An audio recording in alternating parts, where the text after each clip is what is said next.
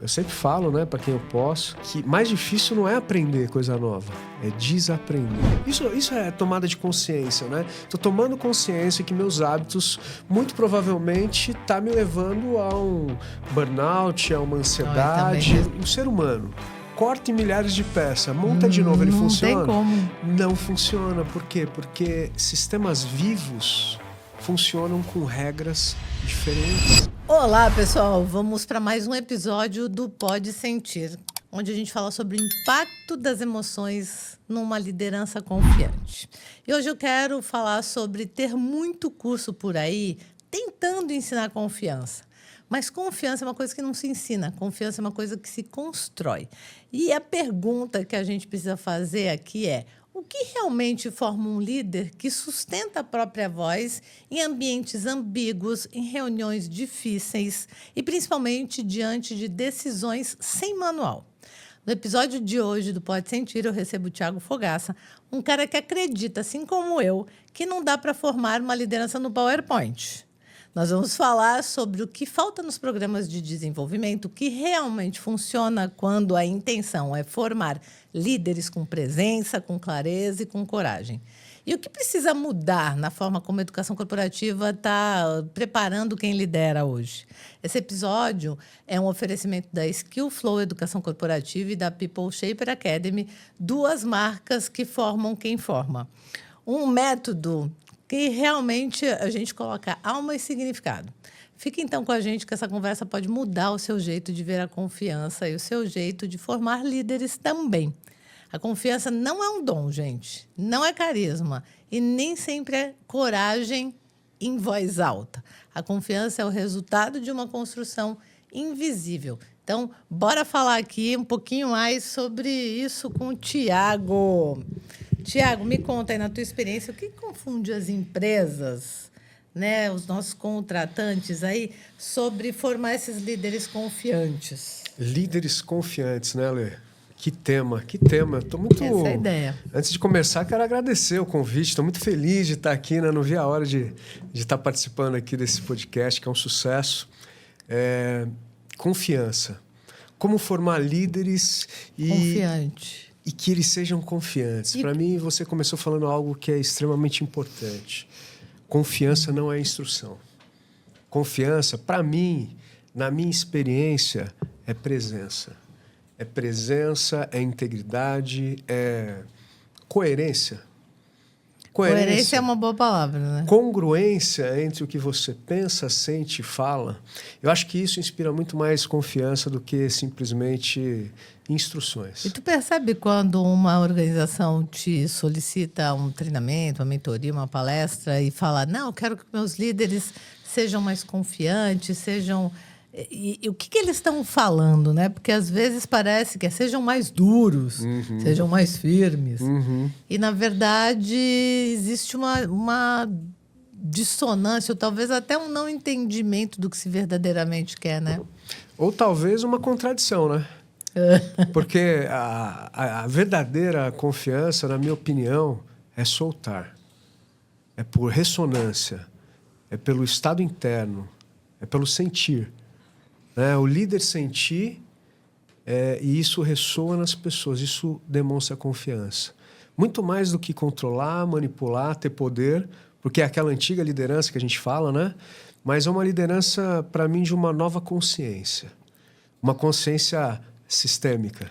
Qual que é o papel do líder dentro desse sistema? Sabe? Muito pouco se fala do propósito, desse olhar, dessa consciência sistêmica.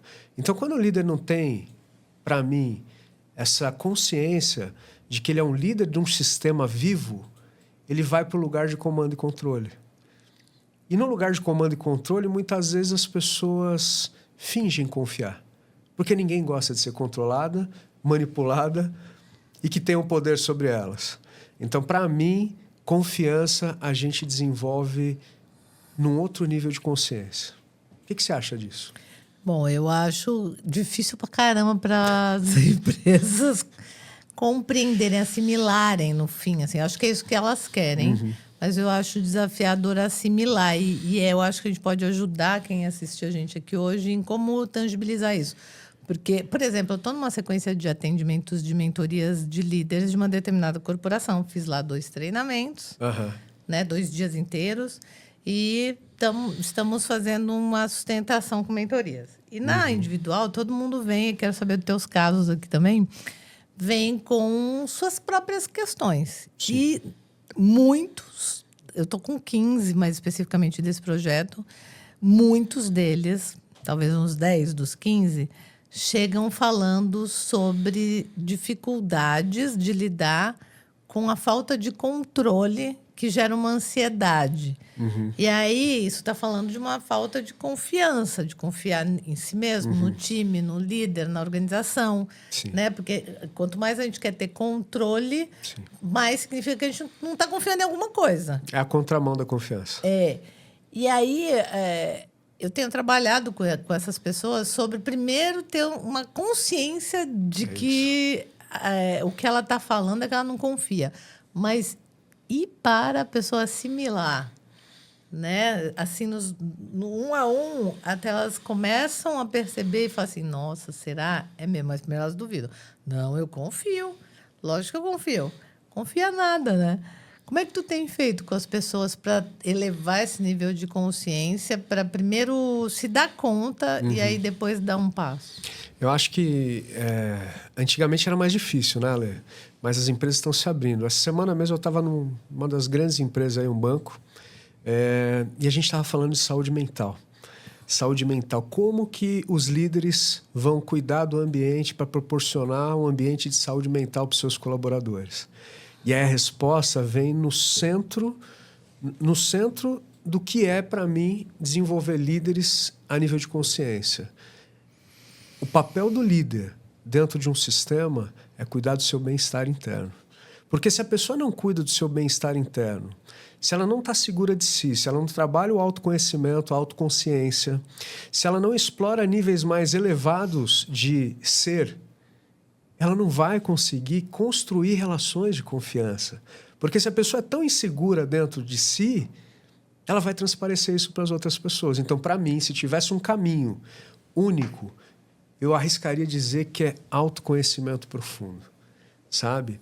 A gente sabe que no mundo de treinamento existe muita coisa em desenvolvimento de soft skills, hard skills, mas Peter Senge, que escreveu lá a Quinta Disciplina, ele fala que o maior desafio das empresas daqui para frente vai ser desenvolver a liderança no nível vertical. E o que é esse nível vertical?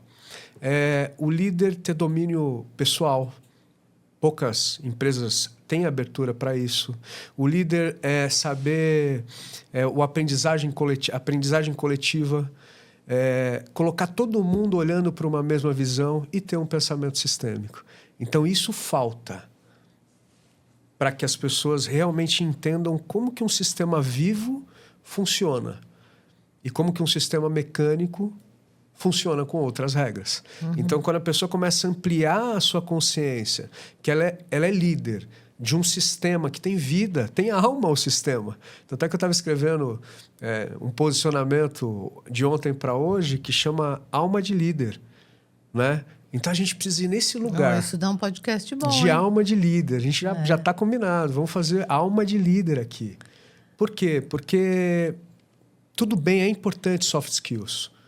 Muito importante. Hard skills, então, nem se fala. Só que a gente está numa era, para mim, que se a gente não subir nessa verticalização, a gente vai ficar repetindo coisas que outras pessoas falaram para a gente e que talvez não dê tanto resultado. E como é que tu acha que, por exemplo, os contratantes podem se preparar para olhar para isso, assim? Porque eu acho que muitas vezes quem está contratando não é nem quem está sentindo a dor real, mas sente a dor do efeito, né? Sente a dor do dilema ali. O que você acha que é uma pista para ajudar um contratante a contratar um líder com alma aí? Olha, eu acho que tudo parte de uma boa entrevista. Primeiro, o contratante precisa estar num nível de consciência... Aí já ferrou, já Thiago. mais não, expandido. Ajuda a gente, Thiago. Mas eu acho que dificilmente a gente vai conseguir encontrar essas pessoas prontas fora da empresa. Por isso que eu acredito que as organizações, daqui para frente, cada vez mais, vão se tornar escolas de autorresponsabilidade. escola de integridade. Por quê? Porque o mercado, o mundo veloz, complexo do jeito que está, as pessoas estão no automatismo, né? Então, eu vejo empresas daqui para frente sendo escolas de autorresponsabilidade, trabalhando com as pessoas e as pessoas se sentindo inteiras, sabe? Sim. Então, desenvolver isso dentro das empresas, para mim, pode ser um caminho. Sim. Eu fiz um workshop online esses dias, né, para falar com treinadores, consultores e tal.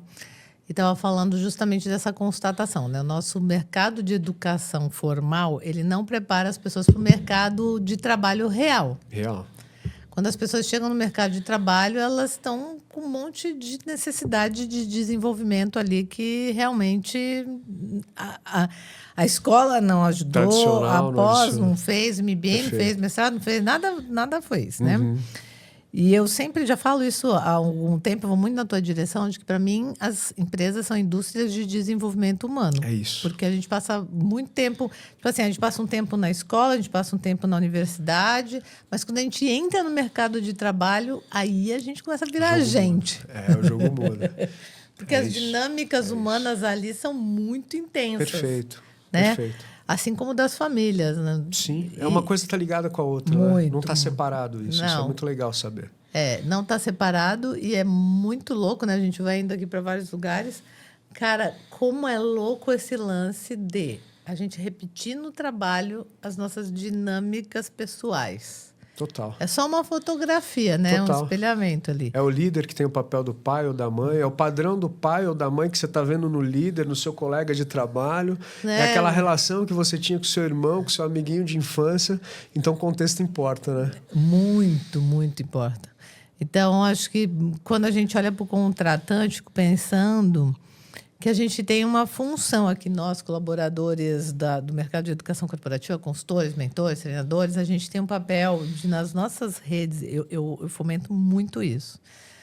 A gente precisa, em algum nível, fazer um certo letramento, uma certa sensibilização, um certo processo de desenvolvimento dos nossos contratantes mesmo, para que eles consigam até entender o que é melhor para eles. Isso. E não simplesmente querer fazer qualquer coisa porque tem que gastar o budget para não perder, né? Ainda mais agora, segundo semestre. Mas olha só, nessa sua fala, eu tenho um cliente que é uma engenharia,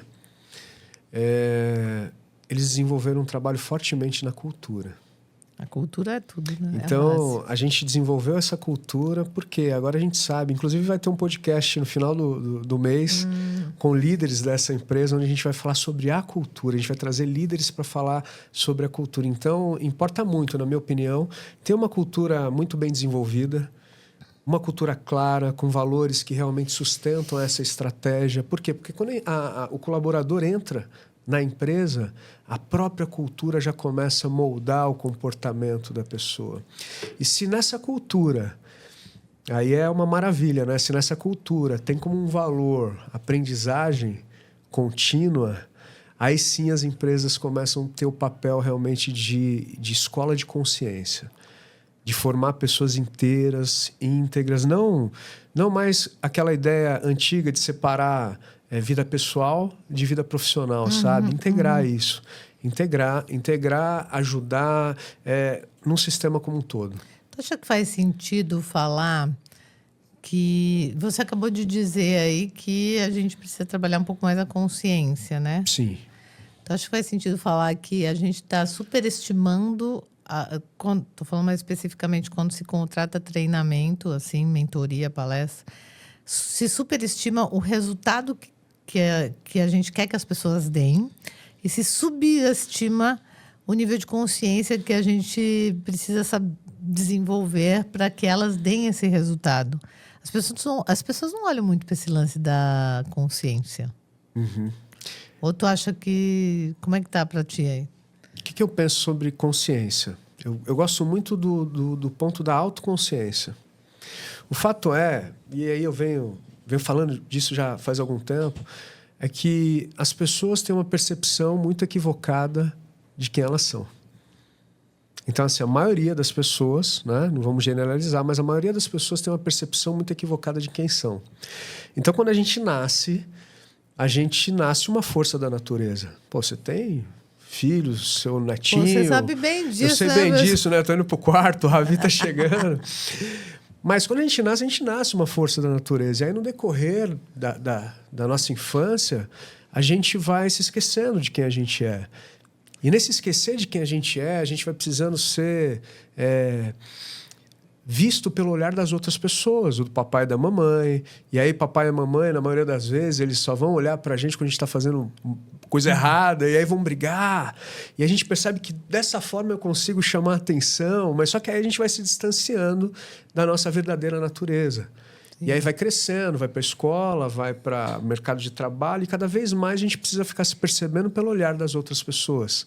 E a gente chega na vida adulta querendo se encaixar na sociedade, né? Então fazendo de tudo para tentar se encaixar aos olhos das outras pessoas. Para ser amado, aceito, para ser amado, para ser aceito, para ser bem querido. visto. Aí eu falo que a pessoa fica toda torta, assim, querendo ser quem ela é, né? E não é.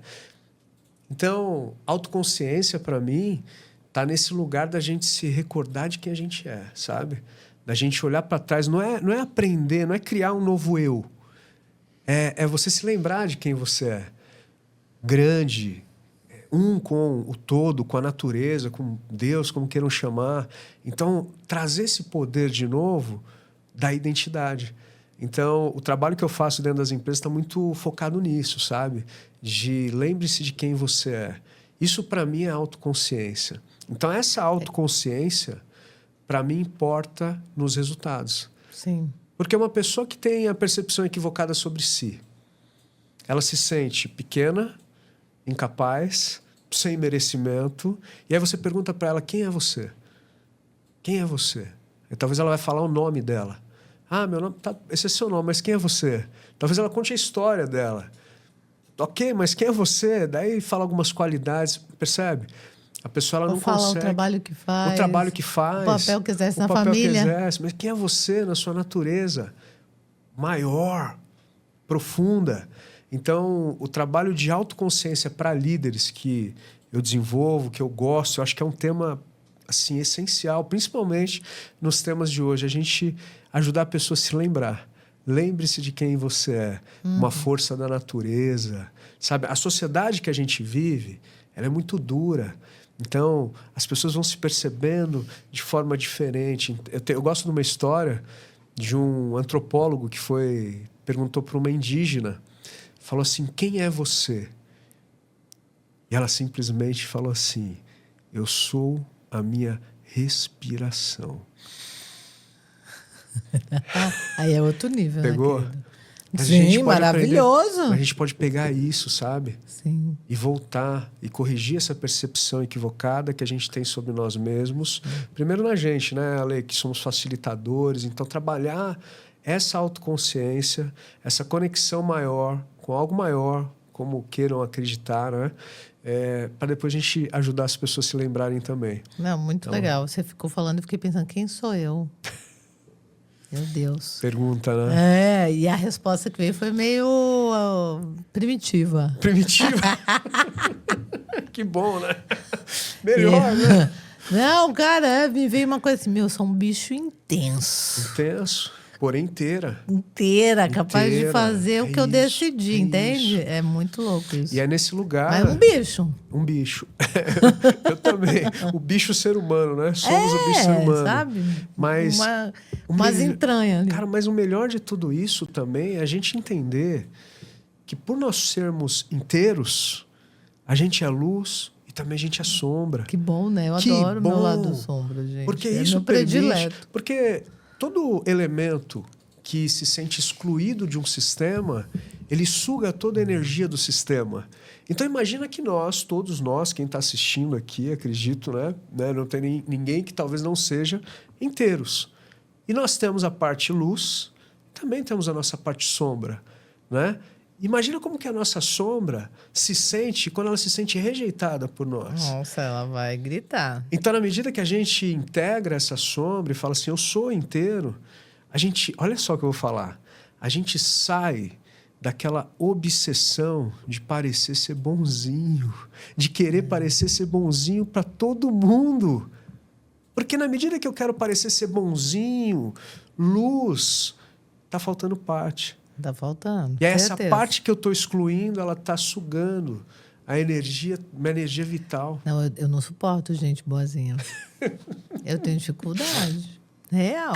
Real, Aquelas né? pessoas que falam mansinho, queridinho, fofinho. Mas isso também é compreensível por conta disso, né? Não, Que a gente está falando. Porque a sociedade de defesa para sobreviver, né? Mas a sociedade pede, né, que as pessoas assim. Aliás, a sociedade não só o contexto de vida, né, Lê? Sim. Você lembra quando a gente era pequeno? Você só vai ganhar presente se você for boazinha. Não é? Percebe as crianças enraizadas lá de 0 aos 7 anos? Se comportar ou se tirar nota boa, percebe? Tem uma chantagem, né? Depois fala de amor incondicional. Então, e aí a pessoa ela cresce e isso vai rodando na mente dela. É muito louco isso.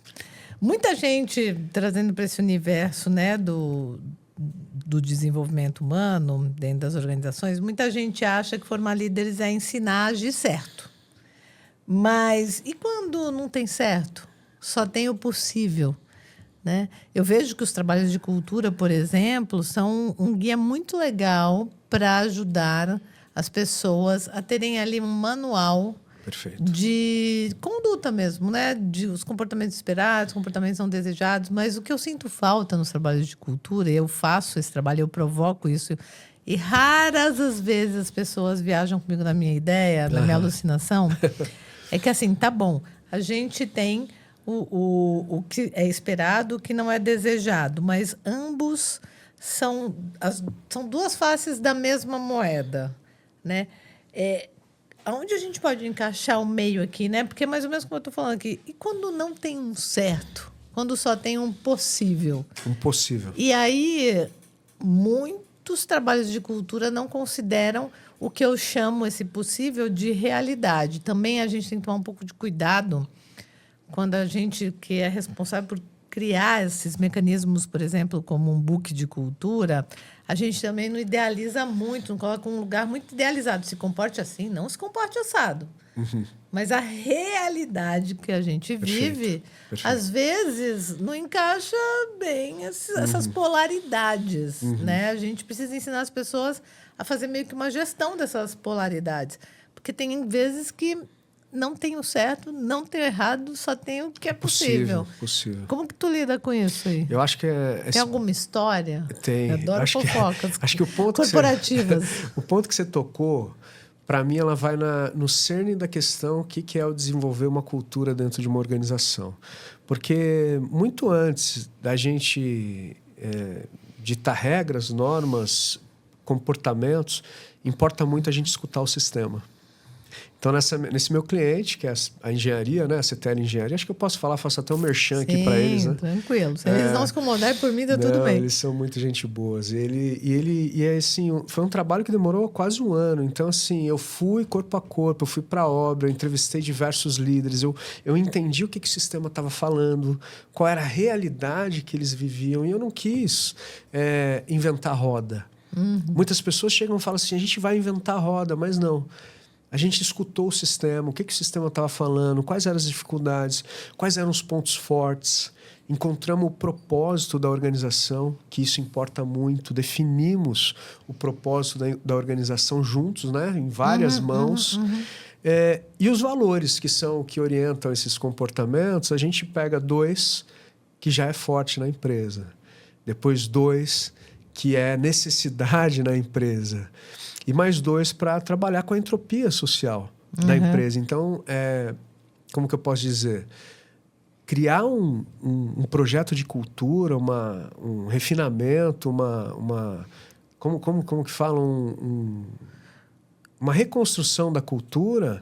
Uma evolução cultural. Uma evolução cultural, para mim, tem muito a ver com escutar o que o sistema está pedindo. Não querer colocar o que é bonitinho. Sim. Porque aí podemos cair numa armadilha. Sim. Vamos colocar, porque a gente acha legal colocar foco em resultado, mas aí o sistema comporta, as pessoas estão preparadas para isso. Então, dessa forma, eu diminuo o risco de errar, mas é possível ainda, né? Ou seja, olhando mais para a realidade do que para a idealização. Sim, sim, total. Eu acho que é o corpo a corpo, é o estar lá, porque cultura é invisível, né, Ale? Sim. Cultura, eu falo que cultura... Mas se torna visível rapidinho no comportamento, é. né? Mas assim, cultura eu falo que é a argamassa, eu gosto dessa metáfora. É a argamassa que mantém todo mundo junto, né?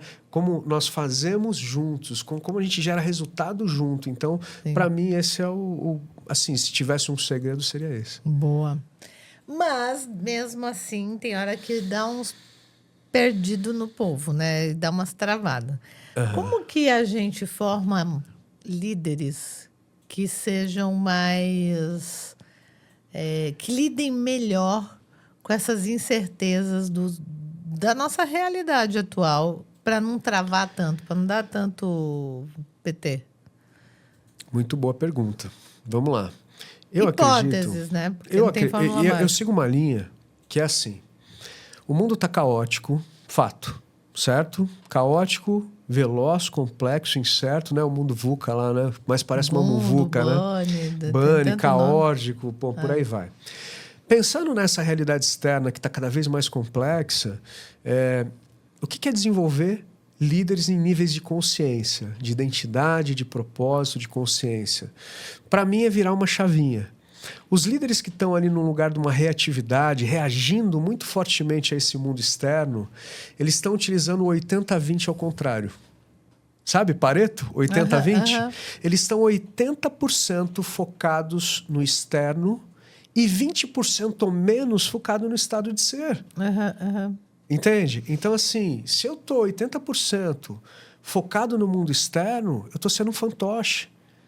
E estou 20% ou menos focado em mim, cara, eu não estou com uma estrutura subjetiva forte o bastante. Então, quando eu falo muito da montanha da consciência. A gente sair do pé da montanha e ir lá para o topo da montanha, que é um outro lugar. Conseguir enxergar melhor. Da proatividade. Então, a gente sai aqui dessa reatividade e vai para o lugar da proatividade. Então, aqui eu sou orientado pelo medo, pela culpa, pela raiva, por aqueles estados de consciência, digamos, mais baixo. Quando eu vou para o topo da montanha, eu passo a ser orientado pela paz, pelo amor, pela alegria, pela prosperidade. Acho que para o topo não é tão difícil, o problema é ficar no topo, Thiago. Então, mas olha só, quando a pessoa vai para o topo, ela inverte o 80-20. Aí ela coloca 80% da energia e foco dela no estado de ser e 20% no contexto. E aí eu tenho uma frase que eu gosto de falar e compartilhar que é: o contexto não importa, o que importa é o estado de ser. Sabe? Então, nesse mundo complexo, se eu não coloco 80% de energia aqui em fazer uma manutenção interna, cuidar do meu bem-estar interno, cuidar da minha estrutura energética para viver, para liderar nesse mundo, aí eu estou enfiando o pé pelas mãos. Sim. Mas só que a gente precisa entender que 80% ou mais da humanidade está vivendo aqui nesse lugar da reatividade. Então, para mim, esse seria um segredo. Os líderes que vivem com consciência de topo de montanha. 80-20. Faz sentido? Para mim faz, né? Que isso conecta com um lugar de estar mais confiante. Né? Um lugar de, inclusive, estar com mais presença, mais propósito. É isso. E aí está menos no piloto automático. Isso. Tem uma pesquisa aqui de Harvard que fala que, se eu não me engano, 97% das nossas decisões são tomadas inconscientes em um dia, né? Eu acho que é 97 ou 98, se não me engano. Por aí. E aí eu gosto de falar que assim, a nossa mente, o nosso cérebro, ele foi feito pelo Criador, né? Quem criou essa máquina poderosa chamada cérebro, ele foi feito para operar em 20 RPMs. Só que o mundo de hoje está fazendo ele operar a 200 RPM. E essa pesquisa prova que talvez nós nem sejamos tão conscientes assim. Decisões... Então... Eu estou nos 20 ainda. A verdadeira inteligência, ela é devagar, ela não é rápida, né? Então, importa muito a gente desacelerar para tomar decisões mais conscientes. Nossa, Thiago, dá até um furdunço isso em mim, porque desacelerar é uma coisa desafiadora. Né? A gente se acostumou, né, Lê? O mundo pediu velocidade e agora? Hoje eu vi isso, não sei fazendo o quê, que eu falei assim, gente, eu tô regulada na desregulação. Né? Que, tipo assim, quando eu paro para não tem nada para fazer, eu falo assim, que estranho, não tá... Não tá normal, não tá legal esse negócio, tá meio desconfortável. Como desconfortável, gente? É só parar e descansar, né? Se ouvir, se perceber.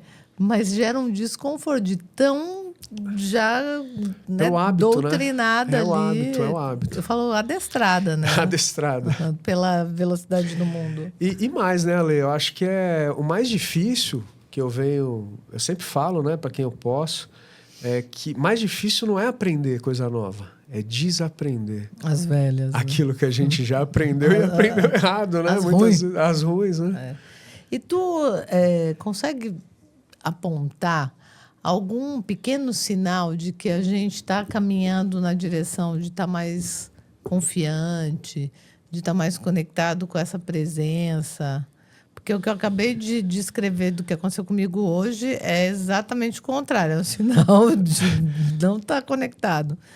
Como seria, assim, pequenos sinais de estar realmente num lugar melhor? Eu acho que o primeiro sinal é a intenção, sabe? Só disso de você falar para mim, falar assim, Thiago, hoje foi um dia assim, você está percebendo, você saiu do piloto automático.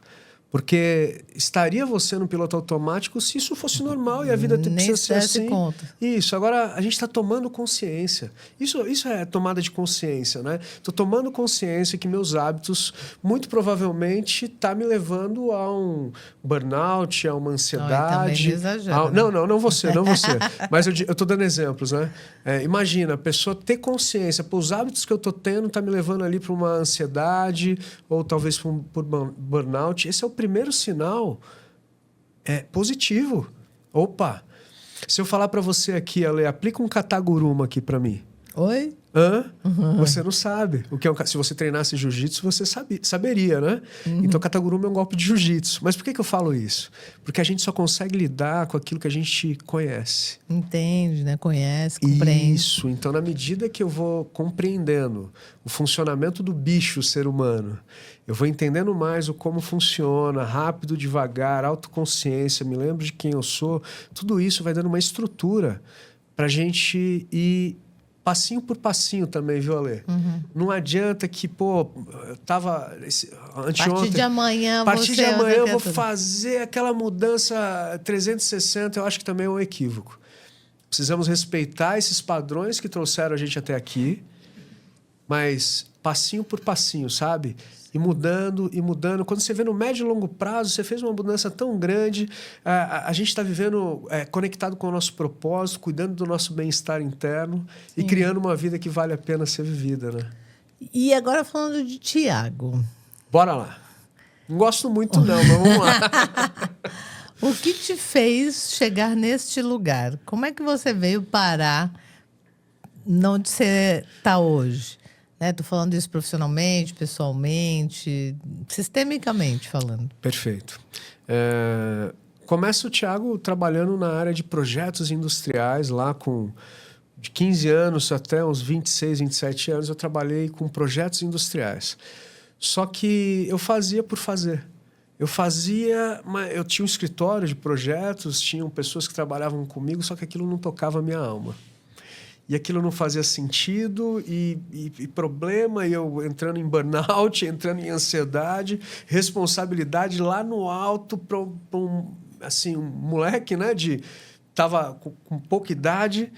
E aí chegou um momento que eu falei assim, não, parei, se eu continuar fazendo isso que eu estou fazendo, eu vou ganhar muito dinheiro, mas talvez eu não esteja vivo para gastar o dinheiro. E foi aí que começou uma crise existencial. Eu falei assim, tô no meu lugar na vida, é isso que eu vim fazer? E aí eu comecei.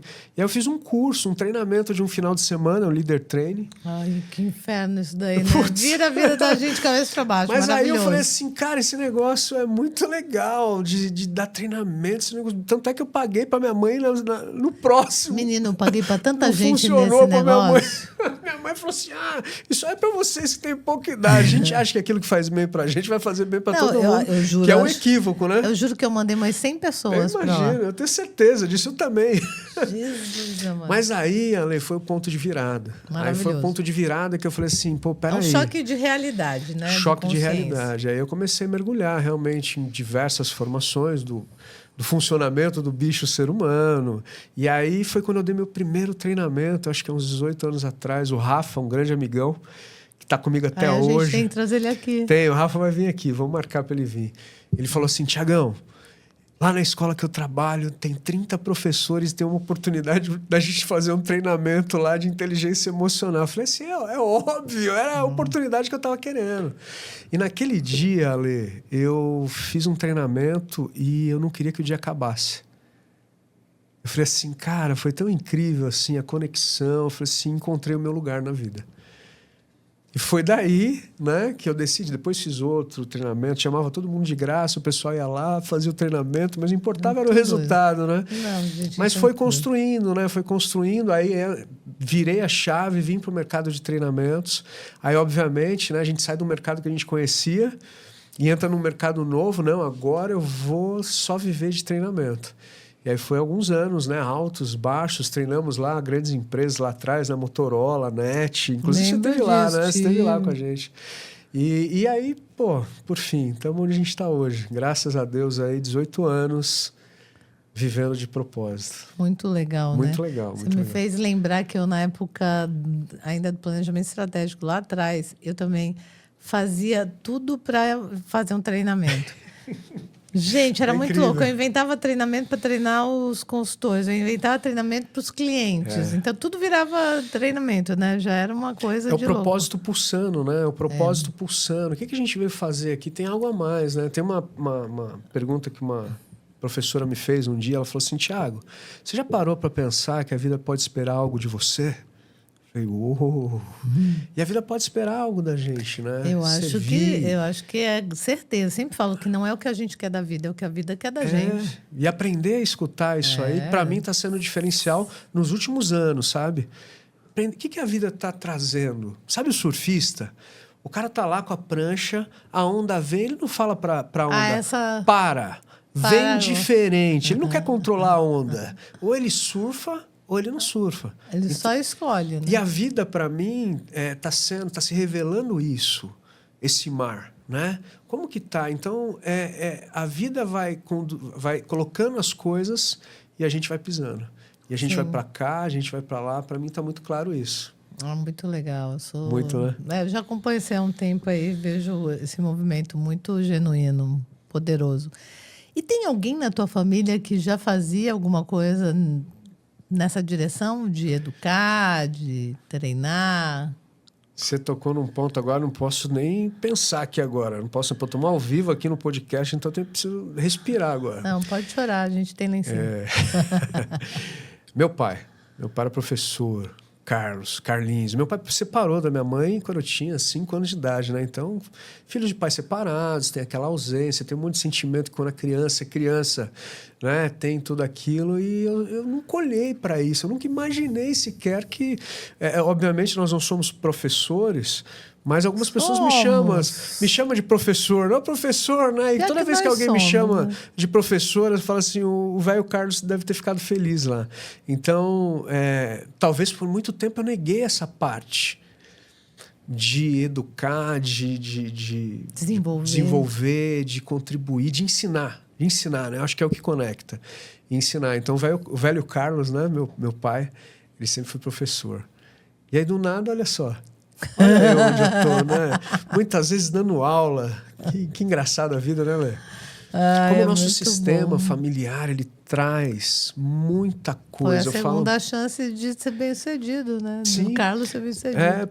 Porque o sistema, ele vem... Eu falo que o nosso sistema familiar, ele tá todas as nossas forças e também todas as nossas fraquezas.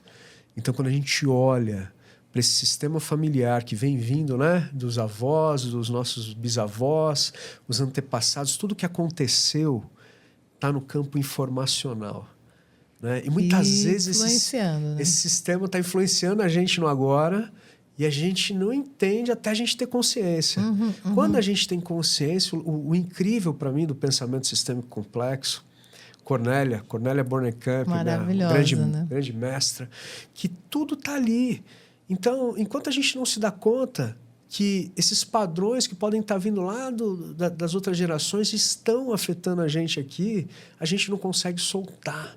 A gente não consegue falar assim, olha, Eu agradeço vocês, padrão, agradeço, porque talvez sem você eu não estaria vivo hoje, porque em algum momento da nossa nem vida... existiria, né? Não, em algum momento da nossa vida ele foi útil. Sim. Agora eu deixo você lá no passado, que é o seu lugar, e começo a criar outros padrões. Então, enquanto a gente não faz isso, a gente vê muitas pessoas, por inconsciência, repetindo esses padrões e achando que Deus está punindo e achando que, putz, não tem sorte na vida, mas tá tudo aí para ser visto, para ser soltado, ou para pegar e falar assim, ó, essa é a minha fortaleza, deixa eu continuar isso, né? Eu sou, assim, super conectada com Bert Hellinger, né? Do pensamento sistêmico, das constelações. Eu falo para todo mundo que quer se desenvolver, né? Como consultor, mentor, treinador, palestrante, que, cara, se você se conectar só com as 3 leizinhas básicas que o Bert Hellinger trouxe num atendimento, num treinamento, ou na condução de um grupo, ou até numa palestra, né? Se conectar primeiro com as nossas próprias conexões com essas 3 leis e depois com quem a gente está atendendo. Sempre vai ter uma pista em relação a um desses 3. Eu estou atendendo lá e aí eu fico curiosa para ouvir a história das pessoas, o que elas estão vivendo, qual o desafio, o que está acontecendo. E aí eu fico só dando check. Deixa eu ver se isso daqui é alguma questão de ordem. Se a pessoa está fora do lugar. Será que tem ordem nesse sistema? E aí, cara, ordem é a maior... Tá para mim, não sei se é por causa de mim, que sou meio desordenada. Seu estilo, né? que descobri que ordem é uma questão. É uma questão. Ordem é uma das coisas que mais aparece. As pessoas fora do lugar, assim. Filha querendo ser pai, né? Liderado querendo ser líder, líder querendo ser líder. Enfim, essa questão da ordem é muito clara. Aí depois eu fico checando. Será que está excluindo alguma coisa, alguém? Será que falta pertencimento? Será que falta inserir alguém, né? Tem alguma coisa excluída aqui? Tem alguém excluído? Aqui? E aí depois eu falo, e equilíbrio? Será que estão trocando equilíbrio? Eu fico fazendo o check, eu sou muito louca nisso. E sempre tem É muito legal. E essas 3 leis sistêmicas, ela fala muito sobre ser treinador, ser consultor, ser treinador. Fala muito sobre você ser líder. Porque eu gosto dessa analogia. Se a gente pegar uma máquina, um sistema fechado, não tem alma, não é vivo. Então, um sistema fechado, uma máquina, um relógio, um celular, um computador, um carro. Desmontar esse carro em milhares de peças. E a gente monta ele de novo, ele funciona, não funciona? Sim, igual um avião até. Né? Agora, vamos pegar uma árvore, um animal, um ser humano. Corta em milhares de peças, monta de novo, ele funciona? Não tem como. Não funciona. Por quê? Porque sistemas vivos funcionam com regras diferentes. E isso, para mim, quando isso vai para a consciência de um treinador, de um consultor, de um líder dentro de uma organização, eles começam a entender que seres humanos, as relações entre seres vivos, não dá para ser como relações de seres máquinas, sistemas fechados. E aí entram essas leis. Sim. Se um líder ele checa essas 3 leis na sua equipe, ele já traz um equilíbrio no sistema incrível. Não, e eu faço as minhas sessões, de vez em quando meu marido fica do meu lado lá vendo, né? Ele fala, cara, você é muito desgranhenta, né? Muito cirúrgica. Eu vou muito direto ao ponto. Assim, minhas sessões duram 40 minutos, ninguém suporta mais. Imagina. Até 1h30, 40 tá ótimo, Alessandra. Já sei, já tem coisa para fazer. Obrigada, a gente se vê na próxima. E eu penso que isso está diretamente relacionado à relação com a confiança.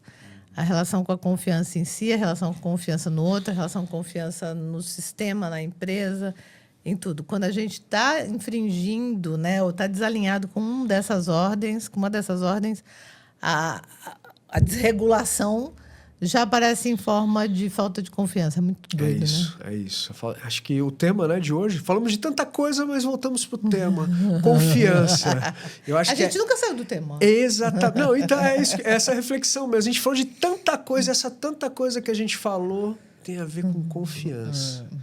Tô bem. Incrível. E aí, para fechar aqui nosso bate-papo... Já vai fechar? Tô vendo, já vai fazer uma hora. Que nem o Jô tá Soares. Vai fechar. Conta para... O que você poderia deixar aqui para as pessoas que estão assistindo como uma dica, um direcionamento de algo que possa ajudá-las a se conectar mais rápido com a confiança quando perceber que está desregulado?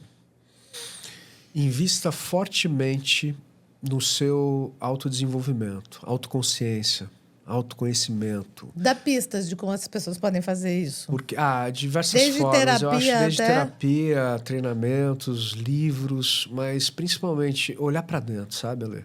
Olhar para dentro, porque se eu não confio em mim, isso reverbera e todas as pessoas sentem. Então, a autoconfiança. A confiança, para mim, começa na autoconfiança. Eu vou fazer só uma ressalva que é meio provocativa, mas... Claro. Adoro as provocações da Lê. Vai lá. Nossa Senhora.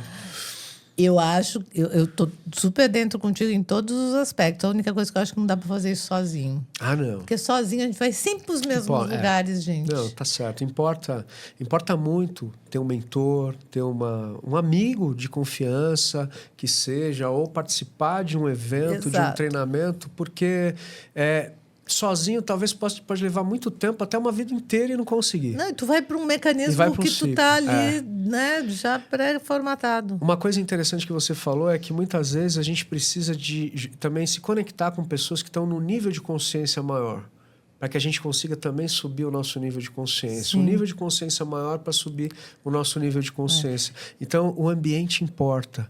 As pessoas que a gente convive importa muito, sabe? Muito. Você sabe que antigamente falavam-se, as pesquisas diziam que os nossos pensamentos surgiam só dentro da nossa mente, né? Mas o pensamento sistêmico já prova ao contrário. Mecânica quântica já prova ao contrário, que o ambiente... Produz uma informação. As informações que geram pensamentos. Então, é muito importante realmente ter alguém... E estar exposto a um ambiente que esteja coerente, resgatando a tua palavra do início lá. Coerente com o que você quer para você agora, né? É isso. Eu falo muito dentro das empresas que você quer ser promovido, você é um coordenador, quer se tornar gerente, começa a se comportar agora como um gerente. Como que os gerentes se comportam? Então, você vai refinando a sua energia, a sua consciência, os seus comportamentos para passar para o próximo nível. E para ser visto no próximo nível, né? Para ser percebido, né? Senão não consegue nem ser percebido. Perfeito. Muito bem, deixa eu fechar aqui, minha gente. Bom, a confiança é o resultado de uma construção, como vocês viram, muitas vezes invisível, feita de escolhas, escuta, coerência e pequenas presenças que vão somando ao longo do tempo.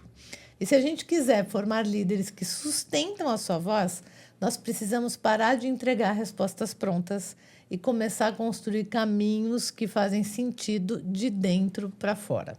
Então, você que curtiu aqui, coloca aí pra gente a sua opinião, deixa seu comentário, segue a gente, que vai ser muito legal saber o que você está pensando. Faça seus pedidos também no contato@podesentir. Você consegue falar quem que você quer ouvir, que tema você quer saber, e a gente traz para você. Tá bom? Obrigada, minha gente, para quem ficou até agora, e até o nosso próximo episódio. Tchau!